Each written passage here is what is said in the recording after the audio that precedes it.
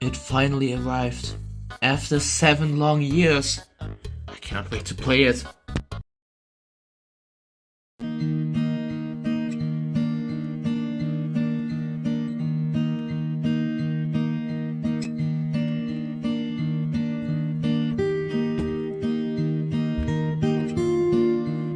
This was indeed an Undertale Yellow.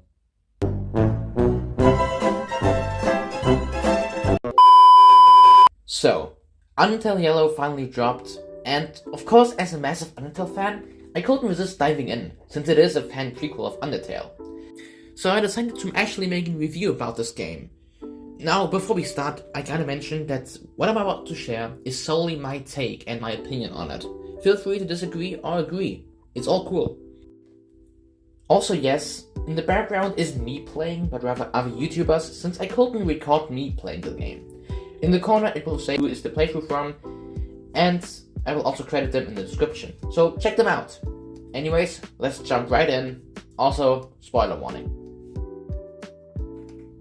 I'll just start with more general stuff before going to more specific things. The fact that Undertale Yellow just takes a completely different turn than Undertale did is just amazing. Now of course, it still is similar to Undertale, but you don't just go through Undertale again. Instead you go to completely different areas. And exploring the new parts of the underground was just amazing. It felt so unique and so special too. And then the fact that they're just completely new characters was just incredible. And even a few of them returning was also great. Like Flowey, Asgore, Toriel, Undyne and Alphys. Though most of the roles weren't big. Except for Flowey and maybe Asgore.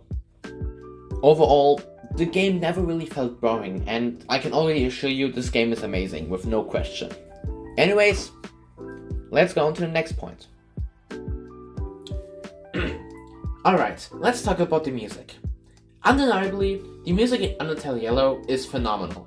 It seemingly fits the gameplay, creating an immersive experience, and the music is overall just amazing.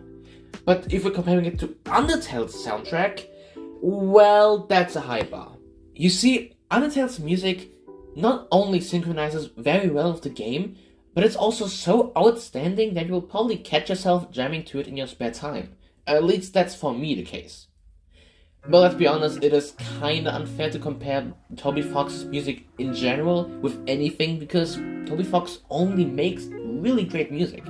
But still, Undertale Yellow's soundtrack is so incredible. Like, at worst, the music is good, which is really incredible.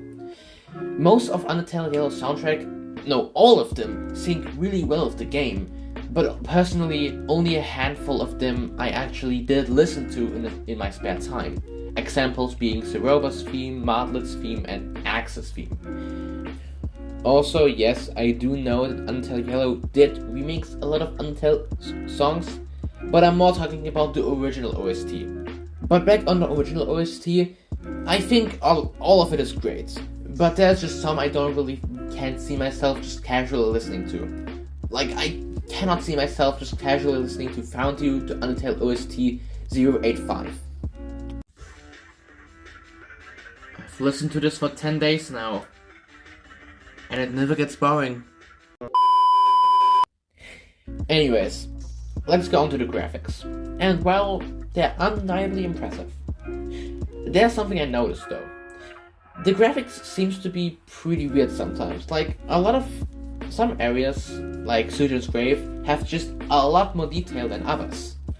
While it's not really a flaw or anything I see as a negative, it is still kinda confusing, but really that's just really me just finding something to talk about. Other than that, I have no flaws. Oh, and the animation?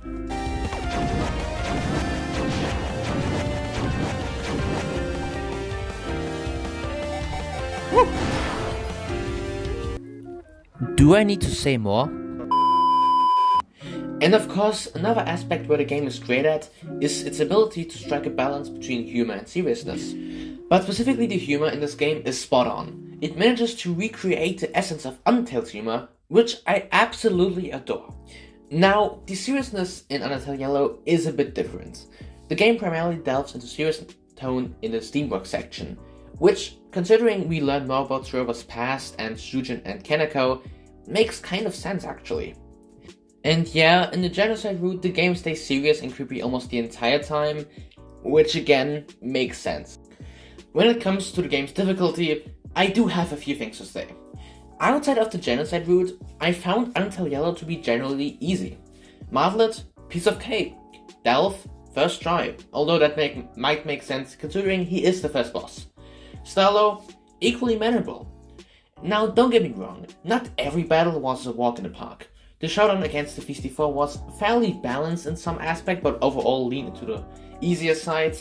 Axis did pose a decent challenge, which actually took me a few attempts. Though, to be fair, it was because I didn't take enough items with me the first few times. And then there's Soroba. What are you even meant to do against that? Let me tell you this. 4 phases for one boss, each moderately difficult, felt like navigating through hell. The battle itself wasn't overly challenging, since you could heal continuously, but the attacks and absurd patterns made it excessively difficult, especially when compared to other battles in the game.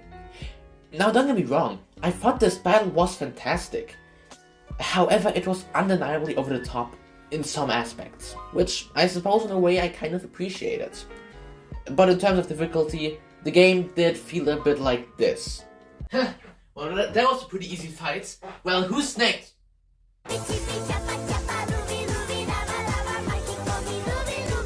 guess so. Anyways, let's talk about the genocide route for a moment. I believe the concept behind the genocide route in this game is really interesting. Undertale Yellow managed to take the genocide route from Undertale and drive it into a different path. In Undertale, players mostly did the genocide route merely out of curiosity, and since Undertale did discourage this path, it was obviously not really a pleasant experience. It was still interesting and cool, but a lot of people agree it was a pretty boring path. But in Yellow, the motivation behind the genocide route is seeking revenge for the 5 children who died in the underground, in the hands of Asgore. And every death by your hands in this route was genuinely heartbreaking and also pretty brutal. Oh my god! And in my opinion, the idea behind the genocide route in this game was executed flawlessly. Though, my only complaint really is that the Martlet battle felt a bit overwhelming, similar to the intensity of Soroba's fights, but on drugs. But to be fair, it didn't bother me too much.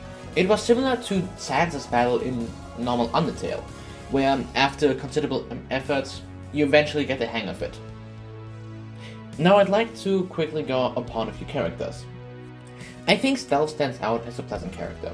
He seems very sweet and he also seems very willing to engage beyond his limits, despite how much of an introvert he is. He actively participates in various activities, as also described by characters outside the Dark Ruins. Marlon, on the other hand, resembles a more serious version of Papyrus, notably evident in the multiple places, particularly in the genocide route. She offers Clover many chances to reform before resorting to stopping him, showcasing a kind-hearted nature. Plus, in the pacifist route, she's also really sweet to Clover and generally just really nice. And the Feasty Four were all remarkable characters, each possessing their own unique qualities and also being pretty nice sometimes. I overall just like that they all aren't just copies of each other. Then we have Starlo, whose character development revolves around accepting one's true self, which I found compelling. In my view, he's also a sweetheart. Regarding Axis, I perceive him as a cool and funny character, although not really a central figure. Similar things apply to Shujin and Kaneko, who, despite their most significant role, didn't strike me as a central focus. Maybe that was just me. And then there's Soroba. I think her character is really interesting, especially of how she maintains a facade of protecting you without hinting at her actual plans for Clover. Her rapid shift from a nice character to a fucking goddess of death seemed a bit abrupt though, but I think it makes sense in context. And just as swiftly as she turned from good to evil, she swiftly reverted back from being good again. While I think she's a really good character, I believe there was untapped potential in her character as well. However, I still have one question about Soroba that I'd love clarification on. Why didn't she kill Clover when she had him alone? Susan did mention that the human souls needed to be near the boss monster, but the human soul didn't seem to vanish after Clover handed it over to Zeroba, who then placed it in the glass box. This implies that she could have simply killed Clover, preserved her soul in the container, and transported it as needed. I doubt the circumstances of Clover's death, willing or unwilling, would matter much, given that Zeroba did attempt to kill us during the battle against her. Besides, the blue soul was also killed unwillingly by Axis, yet the soul power wasn't lost or anything. Now I do have also more questions about this game, but I did only mention this one because I think it's the only one I see as a plot hole. Anyways, let's go on to the last point. The endings.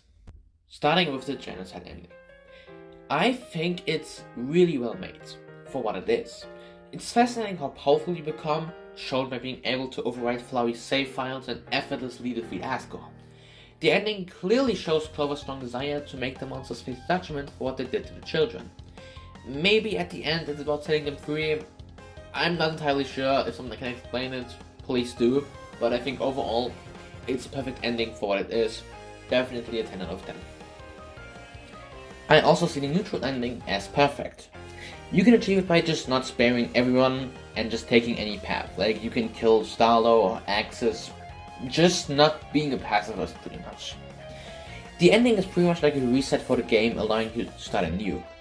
The battle in this ending feels like a fucking bizarre dream, showcasing Flowey's craziness, and to be honest, I'm completely okay with that. And the entire fight just feels like a fever dream, and I love it. And the fact that the game memorizes who you kill is also just fantastic. If I'd say anything against it, it will be that it's way too long, but I personally don't see it as a negative since it's not really boring in any way. So once again, 10 out of 10 for me. Moving on to the flawed pacifist ending, which is achieved by defeating and killing Zeroba. What I think makes this ending great is just Starlo's reaction to just killing his childhood friend, aka Zeroba.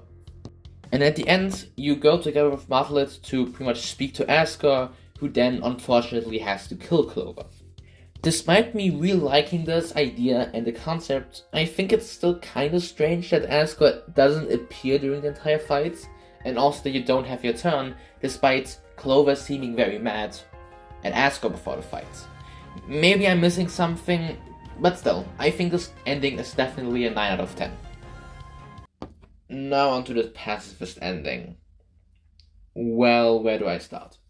You might expect me to be moved and say this is a heartbreaking and fantastic ending and the best ending in every game possible, but no. In my opinion, this ending was pretty disappointing. Let me explain. Firstly, why does Clover sacrifice himself? Yes, in the game it was said that Clover had no real choice, but he definitely had other choices. You have to keep in mind that, first of all, he could have just lived with Martlet or Starlo like they did say, and it wouldn't really be unfair to the other humans, because who says that they couldn't live with Clover and the other ones together? Like, there is definitely another choice they have. So there isn't really a reason why Clover sacrificed himself. Yes, I know, I think everyone expected Clover to die at the end. Like, it wasn't a shocker that he did die. Does he know? But the way he does die in this ending is just so weird. Oh, and let's talk about how horrible his friends are. They talk about how much Clover changed their life for the better, yet in his last moments they just fucking abandon him and leave him there. Then they have the nerve to take his soul to the king and hand it over, acting like nothing happens. Sure, Zeroba at least asked Clover if she should stay, but still, it feels strange to just leave your friend behind like that. Yes, Martlet, Starlo, Delph, and Zeroba made a memorial for Clover, but beyond that, nobody seemed to really care. I'm sorry, but this ending is just bad in so many aspects. It's sad, yes, but the more you think about it, the weirder it gets. For me, it's a 5 out of 10. I'm sorry. Putting aside the pacifist ending, I've got to say, I really enjoyed this game. Even though the pacifist ending was a letdown, The rest of the game is amazing. The other endings are great too. I don't think I can judge the whole game based on one bad ending. Plus, can you believe it that this game is free? That's crazy. And I definitely say that you guys should try it out yourself, because me talking doesn't put this game into justice, which is kind of ironic. So please play it yourself and think of the game whatever you want, because again, if you have another opinion that doesn't agree with mine, then it's completely fine. Now, even though I had a blast with this game, I wouldn't say that it's my favorite game ever. Maybe my favorite fan-made game, but I still need to think about that one. Anyways, I think it's definitely a solid 8.5 out of 10 for me. And that's it for this review. I hope you liked it, and if you did, please like and subscribe, because I'm actually planning more reviews like this. So please take care and see you next time. And also, Happy New Year, by the way.